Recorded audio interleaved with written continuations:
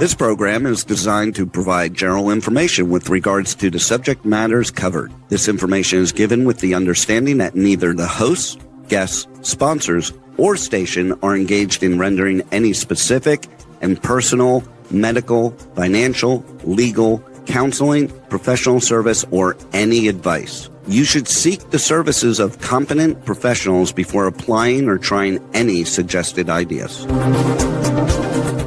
The information contained in this podcast is intended for informational purposes only and is not a substitute for individual professional legal advice.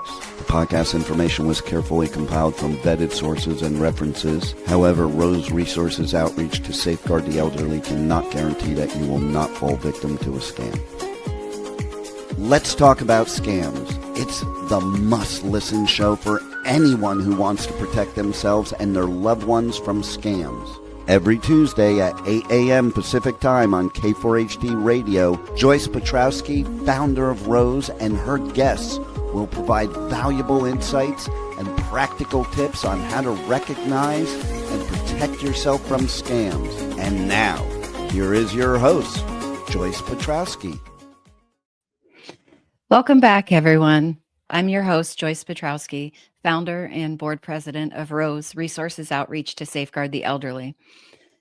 You can find more resources on our website at roseadvocacy.org, and you can also find our social media links. You can sign up for our emailed newsletter and our mailed newsletter, and there's a contact us form as well in case you have a topic, a scam topic you'd like us to discuss on a future episode. But today I wanted to talk about social media. The majority of us are on social media. A lot of us are on more than one channel, but today I'm going to talk about Facebook in particular.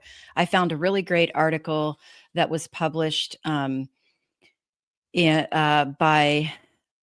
Norton LifeLock in November of 2024. It's titled 27 Facebook Scams and Tips to Avoid Them. So I'm going to go through these, and then afterwards, after I go through these scams, I'm going to talk about some different settings you can update on your Facebook account to help keep your stuff private. So first, I'm sure we've all had our Facebook account probably cloned, where a scammer sets up a profile and they use your pictures, they use your biographical information. They want to make it look and sound like it's you, and then they have access to your friends, and so then they start sending friend requests to your friends, or maybe commenting on your posts, things like that. Sometimes your account can get hijacked where they actually are able to compromise your login credentials, and the scammer actually takes over your Facebook account, where then they are sending messages to your friends and asking for money or trying to establish relationships and things like that. But here's some more specific scams in this Norton article. So the first one is clickbait. So that's really a scam that has a misleading headline. It's an exaggerated headline. It's all done to attract your attention. They could be trying to sell a product, just could be sensationalizing fake news. And then they, in order to get you to click on something, that's their end goal is to get you to click on a link, which you think you're actually going to be buying something, and there isn't anything there to buy, or I'm sorry, the link you click on, you think you're buying something, so you put your credit card information in, or hopefully not your debit card. Hopefully you would be using a credit card, but you put it in, and now the scammer has access to your credit card, but also they could be installing malware or a virus that runs in the back of your computer, and you might not know it's there. So be careful of, if you see something that looks too good to be true on Facebook, especially if it's an ad and it's a product you really want, you're going to want to go directly to that company's website and look on that company's website and see if they actually have that product you're looking for on sale, and if that's, if it's an accurate ad. that you're seeing on Facebook. Another one is the phishing scams. We've all heard about the phishing scams, and that's the PHISHING. It's where scammers are out there trying to get more information. Scammers have a little bit of information or a lot of information. Everybody's different as to what information is out there, but they're trying to build more information in your profile. Um, to take over, for instance, to take over your identity and get some loans in your name, get credit cards in your name. So you want to be careful. Sometimes this comes when there's this really cool survey, and you're like, oh, okay, yeah, I'll take that survey, and I'm going to get this thing for like $1.99. Or there's those things on Facebook that like a friend of yours might have answered the questions, and it came up and determined, that you had such and such type of personality or something with your personality, and they look fun, right? And it makes you curious. You want to put your information in and see what pops up, but you have to be really careful with those because scammers could be hiding behind those, trying to, again, gather more information from you. It could be answers to security questions that you might have on your bank account. And, you're not thinking about that because you're having fun, answering those questions, and you're excited. You kind of want to see what the results end up saying. Um, so just like this can happen in emails and text messages and things like that, it can happen on social media platforms. So be very, very careful about that. The false romances. I think we've all heard about the romance scam. And, like I said a couple minutes ago, scammers hang out on social media. There's a ton of scammers out there that have fake profiles, and they're trying to befriend you. A lot of times they will start commenting on your post. In fact, I had that happen yesterday morning. I was getting ready for a presentation, and uh, I had a little bit of time, so I was looking on my phone, and I was on Facebook, and I had this notification that somebody had commented on a post that I had commented on, um, almost, probably about 8 months ago. It was somebody had posted a Father's Day post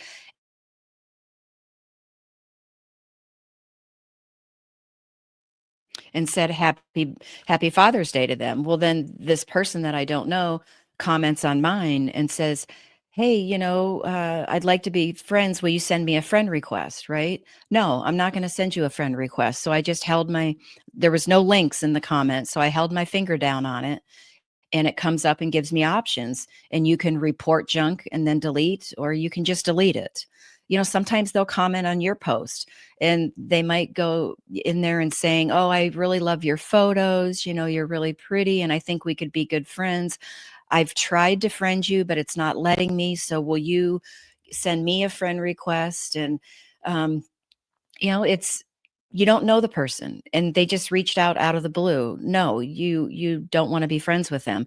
Other times they're impersonating one of your friends, and they're sending you a friend request.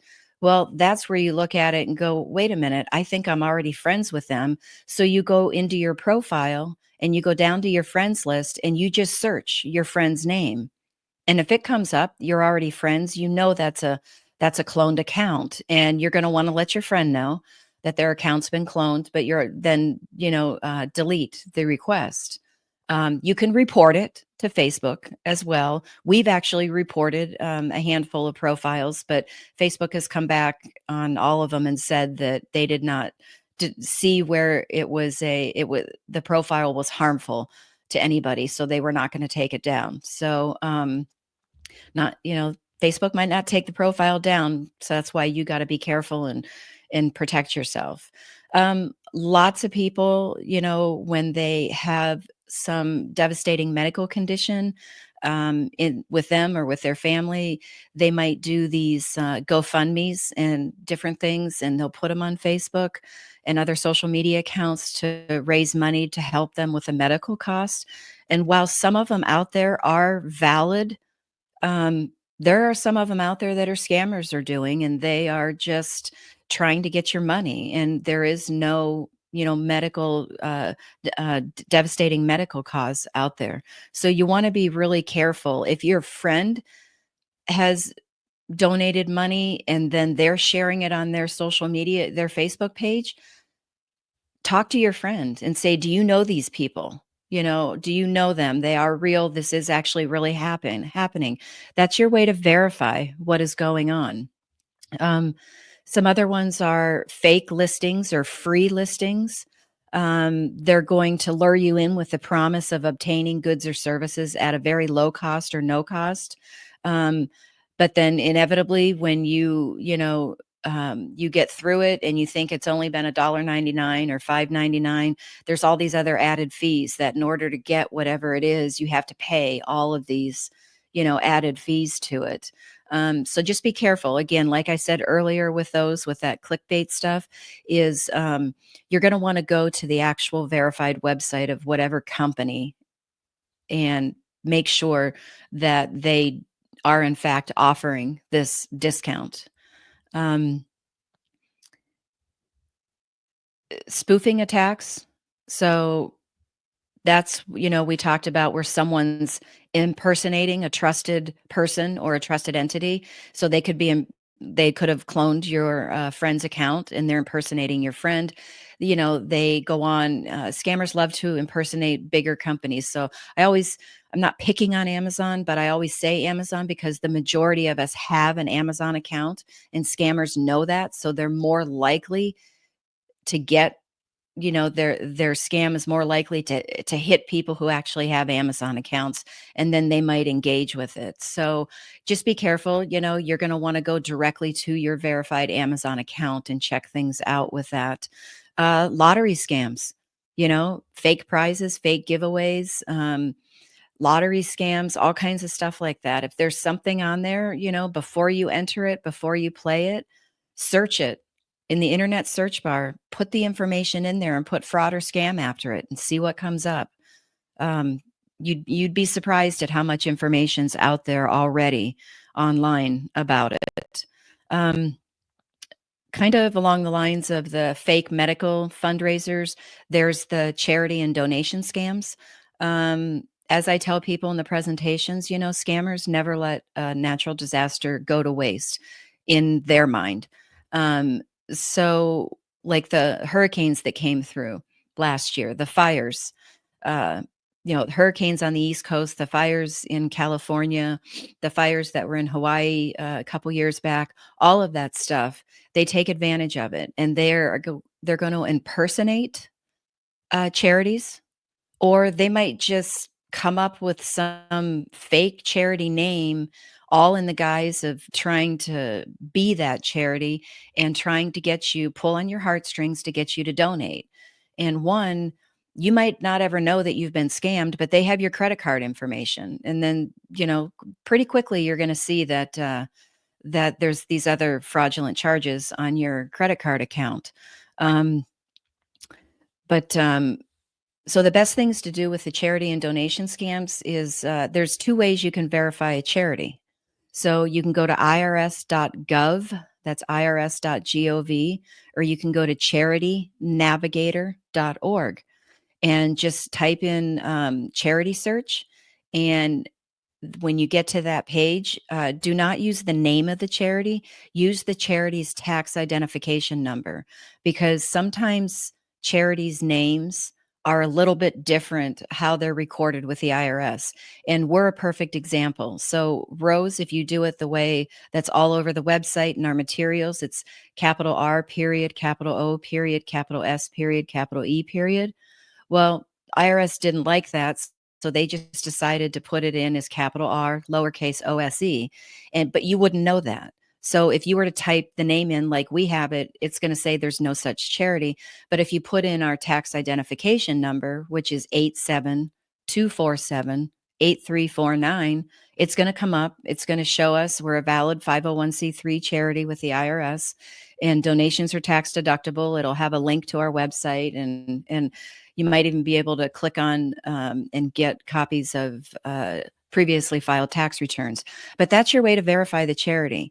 And then you can go directly to the charity's verified website and make a donation that way. Or and on the charity's website, you can find the charity's phone number and you can call the charity with their verified phone number and you can make a donation over the phone that way. That way, your money is insured to go to a legitimate charity for the needs that you wanted to make the donation for. Facebook Messenger. As part of Facebook, you have the Facebook Messenger. It's a nice way to, if you didn't want to comment specifically, like when people are asking, for specific referrals or something like that, the people might not want to put people's phone numbers and email addresses on a public comment where everybody can see it. So, people will say DM me or message me. And so you go on to Messenger and you can talk to that person directly and give them the information that way. Well, scammers will hide out on there too, and they might decide to, send you a message um, and this could be impersonating your friends is a good example. If they've cloned your friend's account and they're impersonating your friend, well, then they can send you a Facebook message just to you, or maybe to a group of friends, and start asking for money. So when you get things like that that are out of the ordinary and friends normally don't ask for money, even if they have in the past legitimately asked you for money, it's always good to call your friend. You have their phone number and verify what's going on before you want to give them anything. Um, Pet scams. Um, it's unfortunate, but a lot of people will,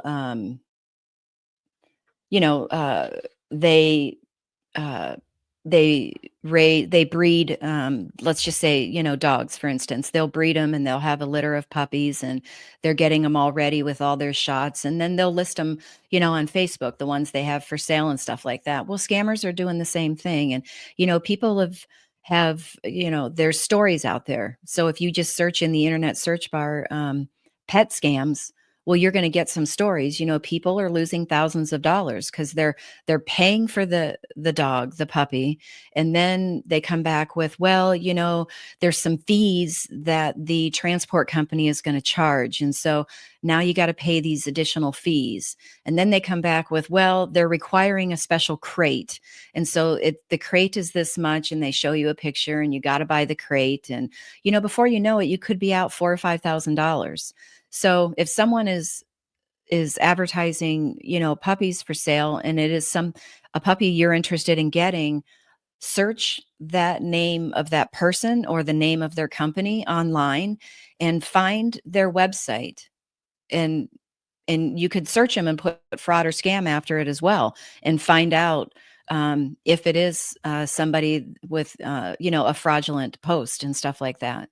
Um, so ticket scams, a lot of times scammers are out there pretending like they have tickets to these concerts, to these plays, the theater, a bunch of different things, and they'll try to sell them online. So if you want to buy tickets, sporting events as well, go to a verified company that sells tickets. And off the top of my head, Ticketmaster is a big one. So scammers could try to impersonate Ticketmaster as well, but find the Ticketmaster's verified website and go there directly to buy your tickets.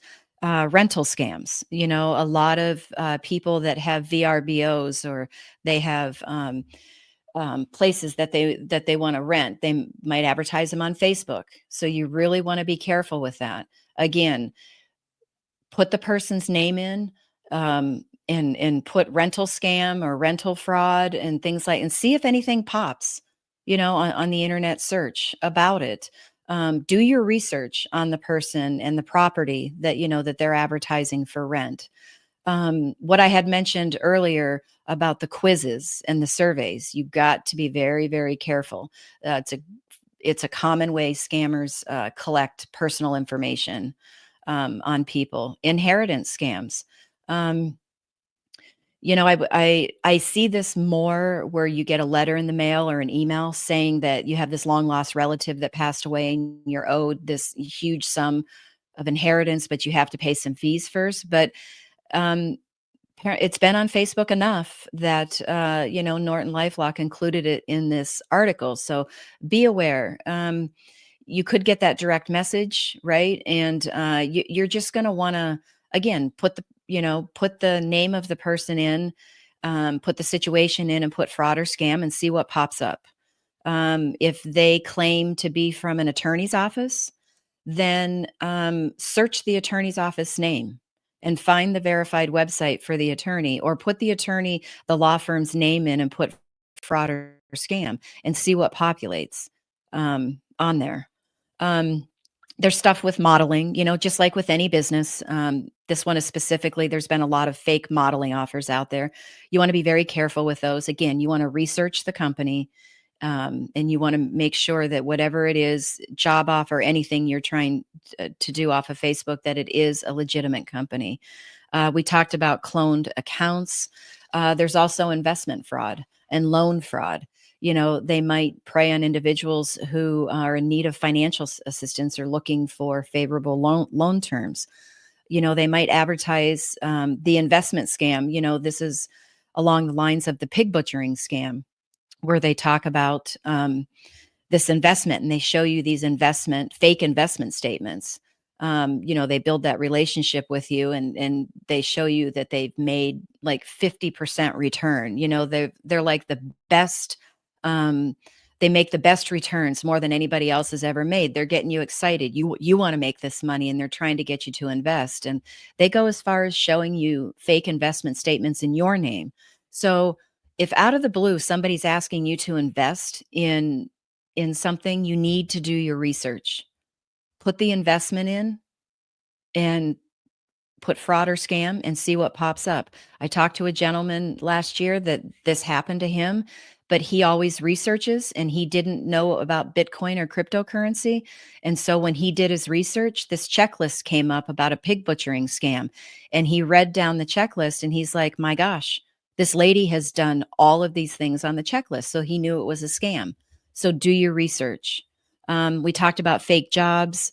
Scammers can pose as government agencies on Facebook as well. In the commerce scams, with jobs or buying and selling on Facebook Marketplace. They can, this next one, a fake two-factor authentication code.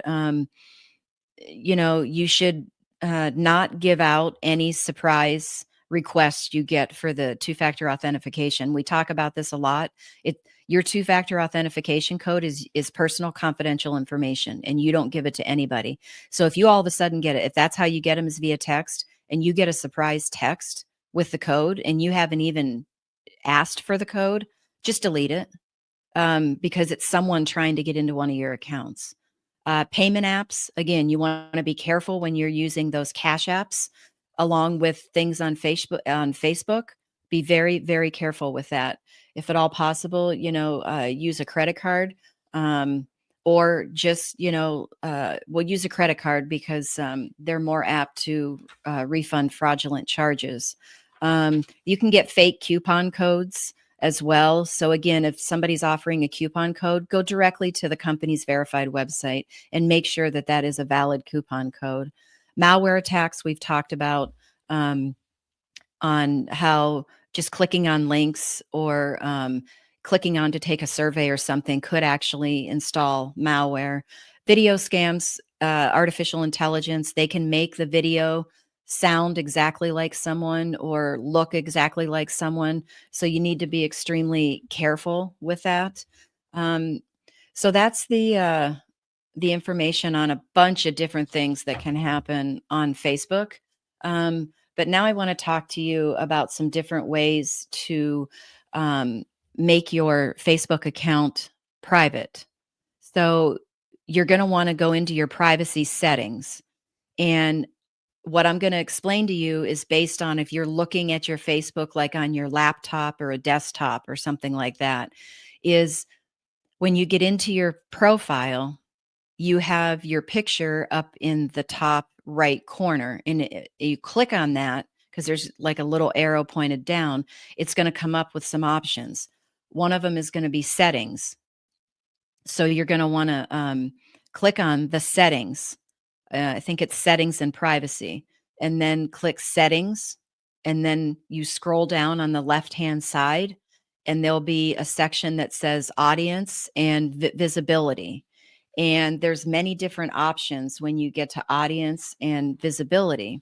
One of them is the second one down should read how people find and contact you. So if you click on that, it's going to come up and it's going to say your friends. It'll say who can send you friend requests. And like it could say everyone, or it could just, if you click on that to open it up, it could give you a list of, everyone, which meaning the public, or it could be friends, meaning friends of friends. Or you could you know you can customize it. So you're going to want, if you don't want anybody from the public to be able to friend request you, you're going to want to go in there and change it to a setting that you're going to be able to work with. But all the next one down says who can see your friends list. And that's going to come down. And again, it'll say everyone, public, which means anyone on or off Facebook could see it. You could say click on just your friends to mean only your friends on Facebook can see your friends list. You could say, I only want specific friends to see it, or all friends except for, or you only want yourself to see it. There's a bunch of different options for that. It also talks about, getting message requests. You can go in and tailor that as well. Another thing you can do, the next one down under the audience and visibility, is post. And you click on that, who can see your future posts. Again, you can go in and say public, you want anyone to see it. You could say you only want your friends to see it. So you can make your account private. You can also in that limit who can post on your post. So, you can allow or you can limit the past post, right? So you can allow a visual search on your post. You can allow comment summaries on your post. You can really tailor it to make it as public as you want or private. Another one farther down in that list under audience and visibility is followers and public content. So first one comes up is who can follow me? Well, you have multiple options, friends, public, um, and then, who can see your followers? Again, you can keep it public, change it to friends. Who can see the people and pages and lists that you follow? Who can comment on your public post? Who, public post notifications, all of that stuff. You can tailor it all to be just your friends or just you, or have it open to the public. Another one's called profile and tagging. You can go in there and say who can post on your profile. Again, you can limit it to just your friends, or it can be opened up to the public. You can see what others post on your profile. If somebody's going to tag you, you can turn it on where you have to review the tags that people add before they appear on your Facebook page. So you'll get a notification that someone has tagged you, and you can go in and review it and then make a decision if you want to hide that post or if you want it to appear on your page. So this information under, again, you click on your photo on the top right corner, there's a little arrow down button, and you click on the settings and privacy, and then settings again, and then look down on the left-hand side, and you'll see audience and visibility, and go down through those and see what's available for you. You can even block people on there as well. There's a lot of great information, a lot of great things on how you can turn on or turn off to make your Facebook profile more private so it's not open to the public. If you are having trouble getting into these settings and changing them, you could talk to your trusted tech support person and have them help you navigate through it. So that's all I have for you today. Thank you for joining us, and don't wait too long. Get into your Facebook privacy settings, and get your Facebook account locked down so it's not open to the public. It's only open to your friends. And be careful when people are friend requesting you, commenting on your post, offering things online. You have to verify everything. And don't forget, you're going to want to visit our website at roseadvocacy.org. Follow us on the social media channels. Sign up for our newsletters. We do one via email and one in the mail. You can sign up for one or both. And thank you for joining me today, and until next week. Bye-bye. Well, that's all the knowledge for this episode. Tune in every Tuesday at 8 a.m. Pacific Time on K4HD Radio at k4hd.com as Joyce explores a variety of knowledge so you have the power to make scam protection your healthy habit. And until then, feel free to reach out to Joyce and let's talk about scams.